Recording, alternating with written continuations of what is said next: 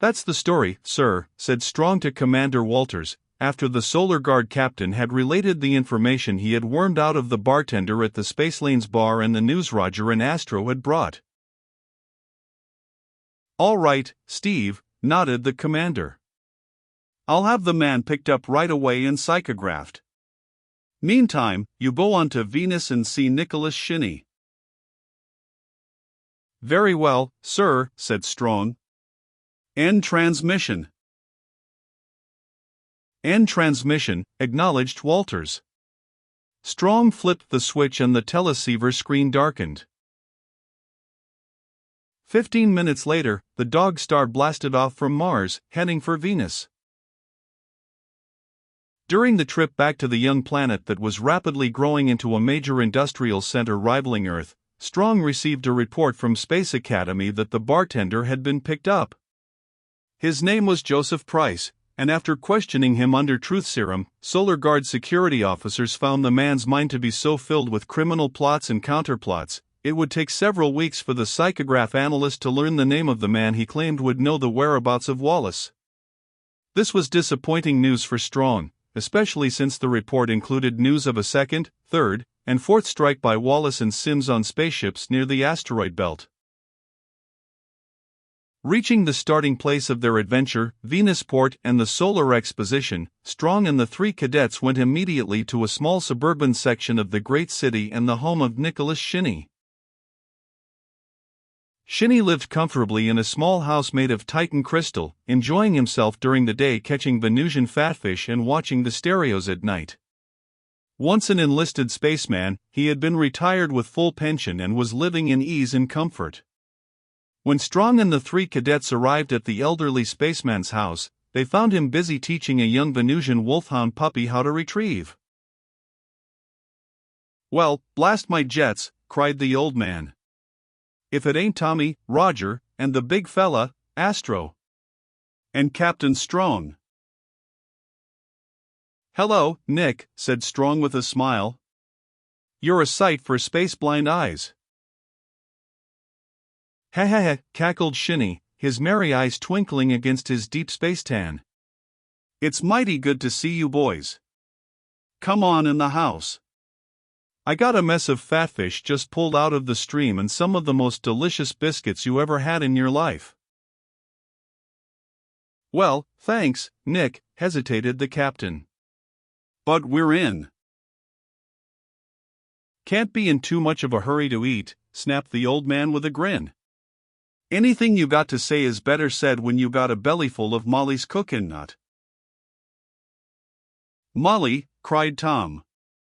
"But, Mr. Shinny."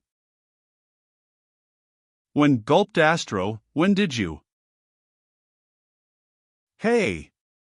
Hold on," cried the old spaceman. "Just damp your tubes there, youngsters. You're way off course.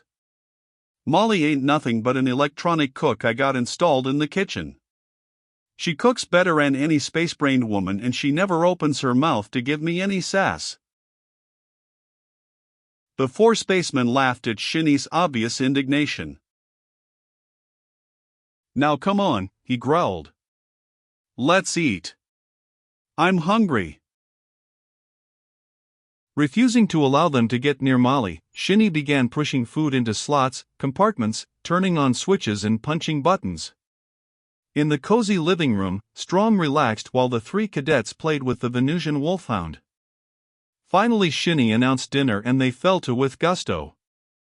There wasn't much talk during the course of the meal.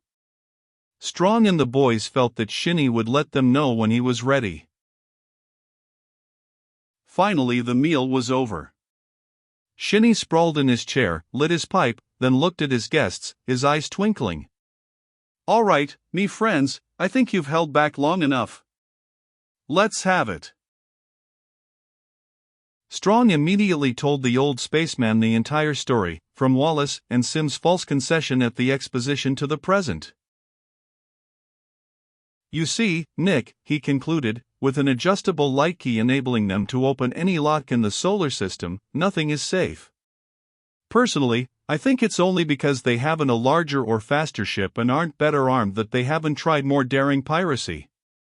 They'll reach that point soon, though. They've already robbed 4 ships for arms alone. I'll do anything I can to help you, Captain, said Shinny. What is it you want to know? We suspect that Wallace has a secret hideout in the asteroid belt, said Strong. Since you once prospected the asteroids with him, I thought you might know where the hideout is. Shinny grew reflective and knocked the ashes out of his pipe before he answered. That was a long time ago, Captain. More'n 10 years.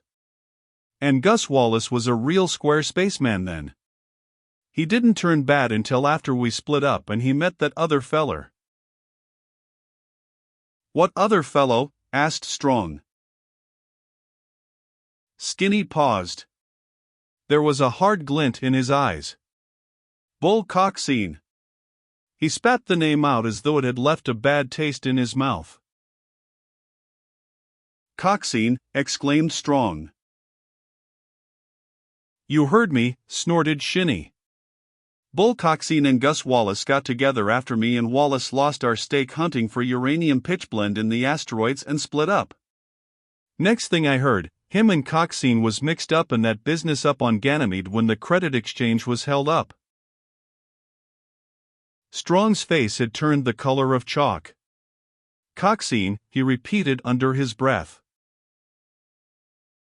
Noticing Strong's reaction to Shinny's statement, Tom asked, Who is Coxine, Captain Strong? Strong was silent and Shinny turned to the cadets. When your skipper here was a young feller just starting out in the Solar Guard, the old man explained, he was on a routine flight out to Titan and there was a mutiny. Coxine was the ringleader. The captain joined up with Coxine after they had put his skipper in the brig. When he had Coxine's confidence, he regained control of the ship and sent Coxine and the others to a prison asteroid. Coxine has hated the captain ever since and swore to get him. But how did he pull the holdup on Ganymede, then? Asked Roger. Coxine escaped from the prison asteroid in a jet boat, disguised as a guard, continued Shinny. Only man ever to escape. He drifted around in the belt for a while and was picked up by a freighter going to Ganymede. The freighter had been out rocket hopping among the asteroids, collecting the prospectors' small supplies of uranium and taking the stuff back to Ganymede for refining. Wallace happened to be deadheading on the freighter. When they got to Ganymede, and Coxine saw all the money lying around at the credit exchange to pay off the prospectors, he convinced Wallace to go in with him and they robbed the exchange. Coxine was caught red-handed, but Wallace got away. In fact, the Solar Guard didn't know Wallace had anything to do with it. So Coxine was taken back to the prison asteroid, and Wallace has been drifting around the system ever since. But, Mr. Shinny, asked Astro, if you knew Wallace was tied up with the robbery of the credit exchange, why didn't you tell the Solar Guard before now? Sonny, sighed Shinny, most of what I know is space dust and space gas. But even so, I don't think Commander Walters or Captain Strong, or even you boys, would think much of me if I went around like an old space crawler, blowing my jets all over the place. Strong had listened to Shinny fill in the background of Bull Coxine with a thoughtful look in his eyes. He remembered all too clearly the mutiny on the ship out to Titan. Coxine had been an enlisted Solar Guard petty officer aboard the ship. He had made great strides in 2 years and was being considered as an officer candidate on the very day he tried to take over the ship. When Strong regained control later, he talked to Coxine, trying to find out why he had started the mutiny. But the man had only cursed him, swearing vengeance. Strong hadn't seen him since. So you think he would know where Wallace and Sims might be hiding out? Strong asked finally. If anyone does, replied Shinny, he does. And I'll tell you this, Captain, if you go to talk to him, and I figure you will, you'll find him a lot tougher. Will I? Well, take yourself, for instance. No reflection on you, of course, but take yourself. You're smart, you're hard, and you got a good mind. You're one of the best spacemen in the deep. Take all that and turn it bad. Real bad. Sour it with too many years on a prison asteroid and you've got a fire-eating rocket buster as tough and as rough as God and society can make him. The three cadets gulped and looked at Strong. They saw their skipper clench his teeth and ball his fists into tight knots. "I know," said Strong in a hoarse whisper, "but if he knows where Wallace and Sims are, he'll tell me." "You can bet your last credit, he'll tell me." Shinny paused reflectively. "I won't bet," he said simply. The air inside the space shack was stale because of a faulty filter in the oxygen circulator that neither Wallace nor Sims bothered to clean. The two men lazed around in stocking feet and undershirts, listening to popular music coming over the audio receiver on a late pickup from one of the small Jovian satellite colonies nearby. "Pour me another cup of coffee, Sims," grunted Wallace. The smaller man poured a cup of steaming black liquid and silently handed it over to his companion. They both listened as the music faded to an end and the voice of the announcer crackled over the loudspeaker. "This audiocast has been beamed to Space Quadrants D through K, as a courtesy to the army of uranium prospectors working the asteroid belt. Hope you've enjoyed it, spacemen, and happy hunting." Wallace reached over and snapped off the receiver. "Thanks, pal." He laughed. "The hunting's been real good. We've got a full catch." The giant spaceman laughed again. "Yeah," agreed Sims. "I just went over the take. We've got enough money in that locker," he indicated a black box on the floor, "to sit back and take it easy for the rest of our lives." "Yeah," snarled Wallace. "You mean sitting in the sun on a crummy lakeside, watching the birds and bees?" "Gus," asked Sims thoughtfully, "you got any idea how much fun we can buy with the credits in that box?" "Yeah, I have," sneered Wallace, "and I know what 1,000 times that much will buy too." Suddenly Sims turned and looked his partner in the eye. "What do you say we quit now, Gus? I mean it. We got plenty." "You sound like you've been exposed to too many cosmic rays," said Wallace, tapping his head with one finger. "We've got the biggest secret in the system, the adjustable light key plus an airtight hideout, and you want to quit."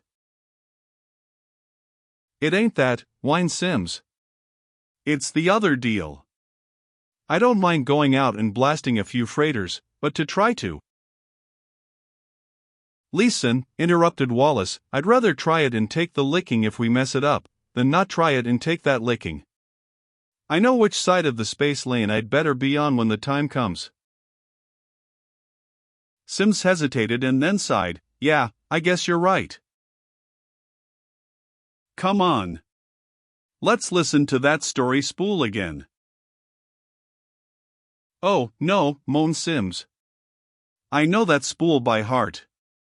We've heard it at least 50 times.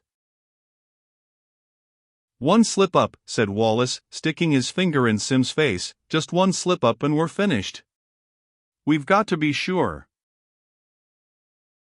With a reluctant shrug of his shoulders, Sims poured another cup of coffee and sat on the side of his bunk while Wallace inserted the story spool in the audio playback. They settled themselves and listened as a deep voice began to speak in a loud whisper. "The operation will take place on the night of October 29th at exactly 2100 hours. You will make your approach from Section 11, M Quadrant." Sims jumped up abruptly and switched off the playback. Turning to Wallace, he pleaded, "I can't listen to it again. I know it by heart. Instructions on how to get to the time capsule, instructions on what to take, and how to build an adjustable light key after we get the plans, instructions on how to hijack the first ship and what to take. Orders, information, instructions. I'm sick of listening. If you want to, go ahead, but I'm going to work on the ship. Okay, said Wallace, getting up. Don't blow your jets. I hate the thing as much as you do. Wait a minute and I'll go with you. The two men began climbing into spacesuits. In a few minutes they were dressed in black plastic suits with small round clear plastic helmets. They stepped into the airlock on one side of the room and closed a heavy door. Wallace adjusted the valve in the chamber and watched the needle drop until it showed 0.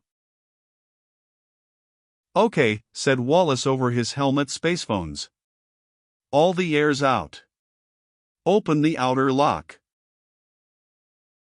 Sims cranked the heavy handle, and the door in the opposite wall of the chamber slowly swung open.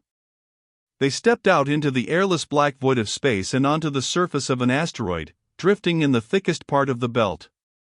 Surrounding the asteroid were countless smaller secondary satellites circling the mother body like a wide curving blanket. The mother body was perfectly hidden from outside observation. It made a perfect base of operations for the two space pirates.